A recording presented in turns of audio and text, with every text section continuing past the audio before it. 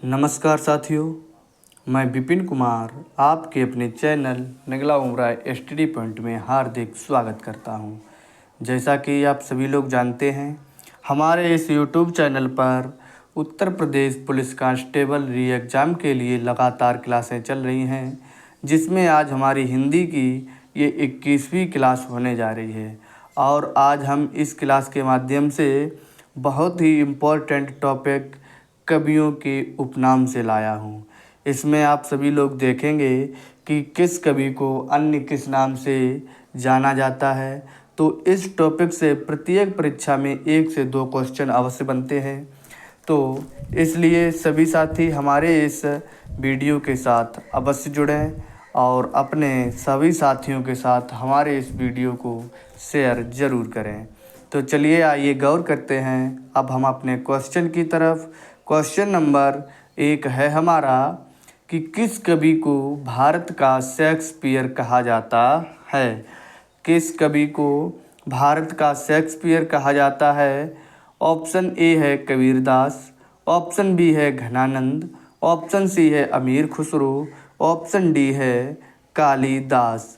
तो किस कवि को भारत का शेक्सपियर कहा जाता है, तो इसका राइट आंसर हो जाएगा option number D, Kalidas. Kalidas को भारत का शेक्सपियर कहा जाता है। चलिए इसी के साथ अब हम अगले क्वेश्चन नंबर 2 की तरफ चलेंगे। क्वेश्चन नंबर 2 है हमारा, बाणी का डिक्टेटर किसे कहा जाता है। बाणी का डिक्टेटर किसे कहा जाता है। ऑप्शन ए है कबीरदास, ऑप्शन बी है महादेवी वर्मा, ऑप्शन सी है अमीर खुसरो, ऑप्शन डी है कालिदास। तो बाणी का डिक्टेटर किसे कहा जाता है, तो इसका राइट आंसर हो जाएगा ऑप्शन नंबर ए, कबीरदास। कबीरदास को बाणी का डिक्टेटर कहा जाता है। और बाणी का डिक्टेटर ये कबीरदास को सर्वप्रथम किसने कहा था, तो ये कहा था हजारी प्रसाद द्विवेदी ने। चलिए इसी के साथ अब अगले क्वेश्चन नंबर 3 की तरफ चलेंगे। क्वेश्चन नंबर 3 है हमारा, प्रेम का पीर किसे कहा जाता है। प्रेम का पीर किस कवि को कहा जाता है। Option A Kabirdas, option B Mahadevi Verma, option C Ras Khan, option D Ghananand. तो प्रेम का पीर किस कवि को कहा जाता है, तो इसका राइट आंसर हो जाएगा ऑप्शन नंबर डी, घनानंद।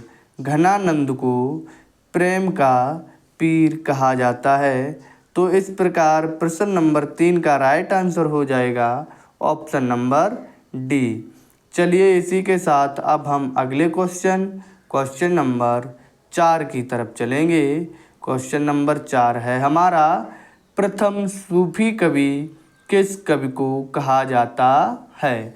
प्रथम सूफी कवि किस कवि को कहा जाता है। ऑप्शन ए है सरहपा, ऑप्शन बी है असायत, ऑप्शन सी है रस खान, ऑप्शन डी है घनानंद। तो किस कवि को प्रथम सूफी कवि कहा जाता है, तो इसका राइट आंसर हो जाएगा ऑप्शन नंबर बी, असायत। असायत को प्रथम सूफी कवि के नाम से भी जाना जाता है। चलिए अब इसी के साथ अगले क्वेश्चन नंबर 5 की तरफ चलेंगे।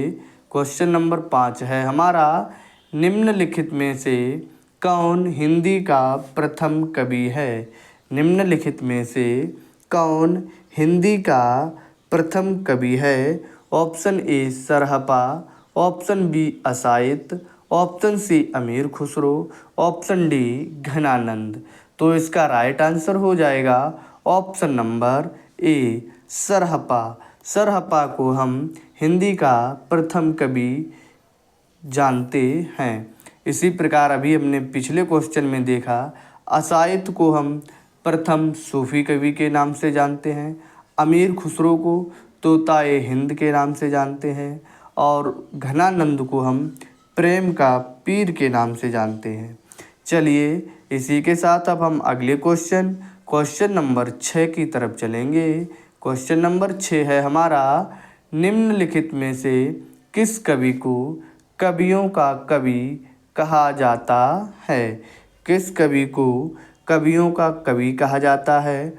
Option A doctor Nagendra, option B Shamsher Bahadur Singh, option C Amir Khusro, option D Dushyant Kumar. तो किस कवि को कवियों का कवि कहा जाता है? तो इसका राइट आंसर हो जाएगा ऑप्शन नंबर बी शमशेर बहादुर। शमशेर बहादुर सिंह को कवियों के कवि के नाम से जाना जाता है। इसी प्रकार अन्य ऑप्शन देखेंगे। डॉक्टर नागेंद्र को किस नाम से जानते हैं? तो ये हैं रसवादी आलोचक। अमीर खुसरो को तोताए हिंद के नाम से जानते हैं, इन्हें हम हिंदुस्तान का तोता भी कहते हैं। और ऑप्शन डी जो है दुष्यंत कुमार, इन्हें हम हिंदी गज़लों का राजकुमार के रूप में जानते हैं। चलिए इसी के साथ अब हम अगले क्वेश्चन नंबर 7 की तरफ चलेंगे। क्वेश्चन नंबर 7 है हमारा, निम्नलिखित में से किस कवि को आलोचकों का आलोचक कहा जाता है? किस कवि को आलोचकों का आलोचक कहा जाता है? Option A doctor Nagendra, option B Shamsher Bahadur Singh, option C Nemichandra Jain, option C D Dushyant Kumar. तो किस कवि को आलोचकों का आलोचक कहा जाता है? तो इसका राइट आंसर हो जाएगा ऑप्शन नंबर सी नैमिचंद्र जैन को हम आलोचकों का आलोचक के नाम से जानते हैं। अन्य ऑप्शन देखेंगे। डॉक्टर नागेंद्र को किस नाम से जानते हैं? तो इन्हें रसवादी आलोचक के नाम से जानते हैं। शमशेर बहादुर सिंह को किस नाम से जानते हैं? तो इन्हें कवियों का कवि के नाम से जानते हैं। दुष्यंत कुमार को हम हिंदी गज़लों का राजकुमार के रूप में जानते हैं। तो चलिए इसी के साथ अब हम अगले क्वेश्चन नंबर 8 की तरफ चलेंगे। क्वेश्चन नंबर 8 है हमारा, निम्नलिखित में से किस कवि को रसवादी आलोचक कहा जाता है? किस कवि को रसवादी आलोचक कहा जाता है? Option A doctor Nagendra, option B Shamsher Bahadur Singh, option C Nemichandra Jain, option D Dushyant Kumar. तो किस कवि को रसवादी आलोचक कहा जाता है? तो इसका राइट आंसर हो जाएगा ऑप्शन नंबर ए डॉक्टर नागेंद्र। डॉक्टर नागेंद्र को हम रसवादी आलोचक के रूप में जानते हैं। चलिए इसी के साथ अब हम अगले क्वेश्चन नंबर 9 की तरफ चलेंगे। क्वेश्चन नंबर 9 है हमारा, निम्नलिखित में से किस कवि को हिंदी का पाणिनि कहा जाता है? किस कवि को हिंदी का पाणिनि कहा जाता है?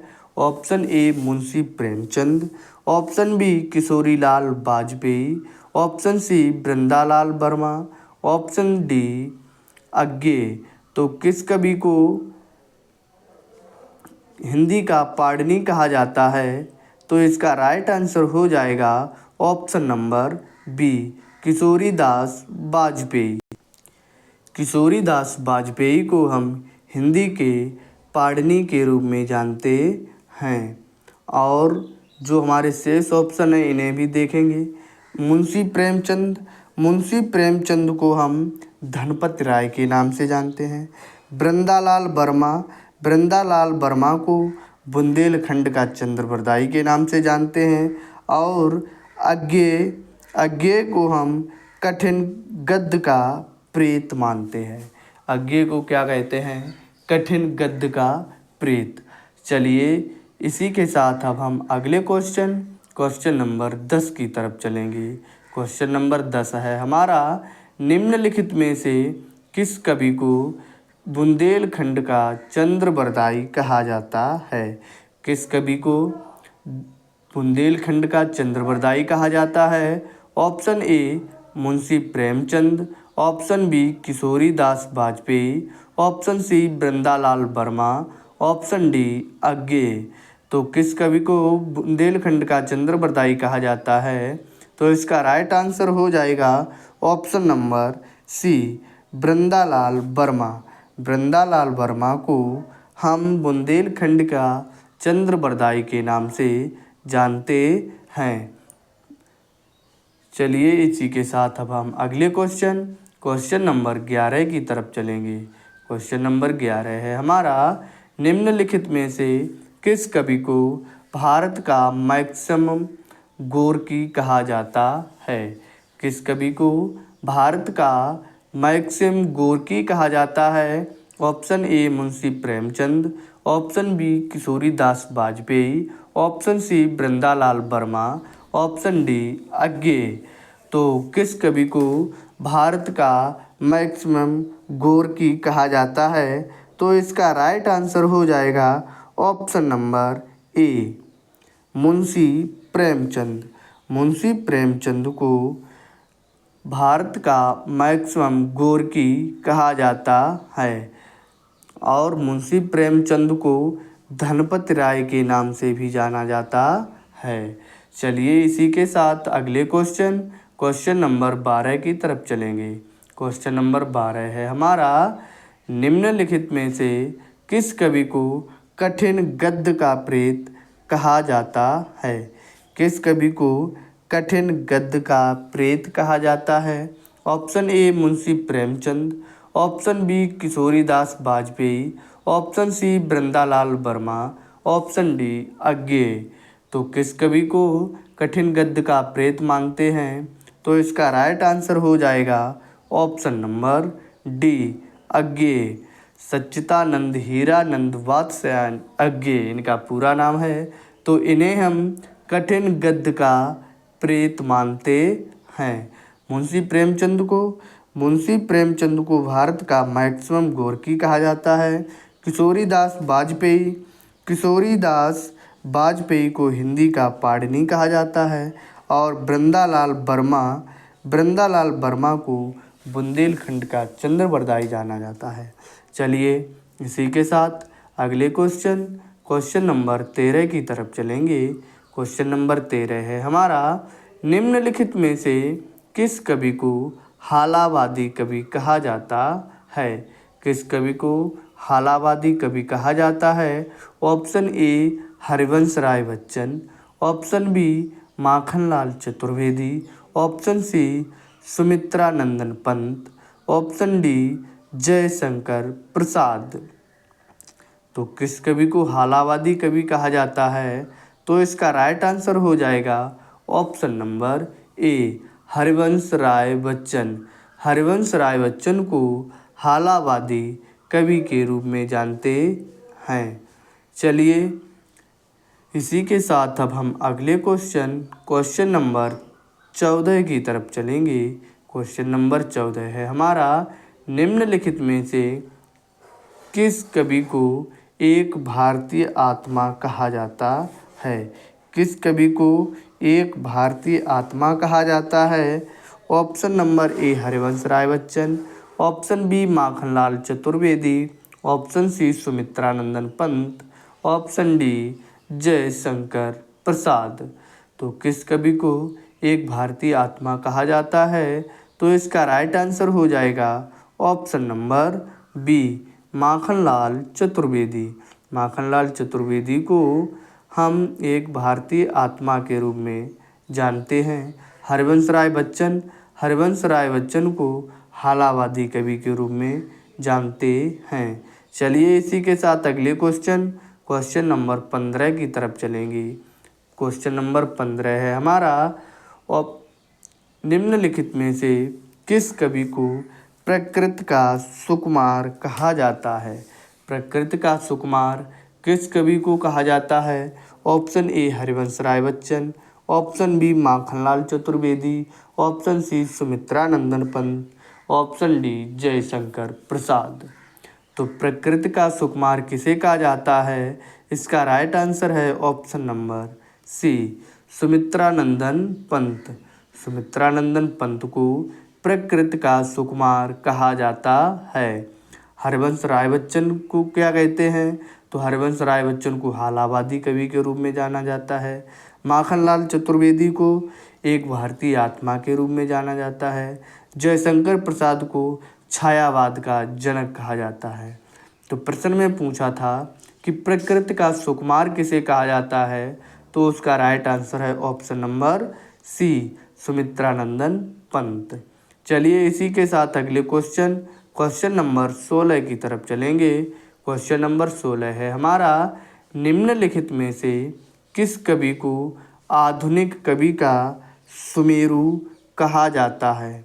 किस कवि को आधुनिक कविता का सुमेरु कहा जाता है?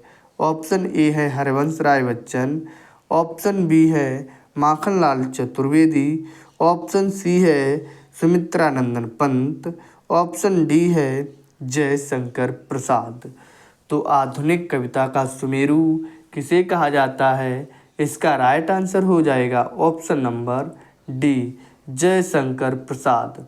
जयशंकर प्रसाद को आधुनिक कविता का सुमेरु के नाम से जाना जाता है। इसी के साथ जयशंकर प्रसाद को कलाधर के नाम से भी जाना जाता है।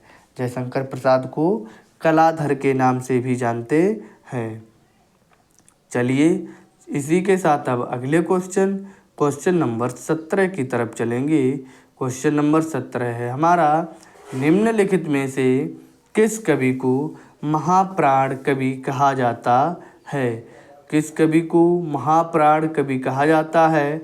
Option A Suryakant Tripathi Nirala, option B Maithili Sharan Gupt, option C Keshavdas, option D Tulsidas.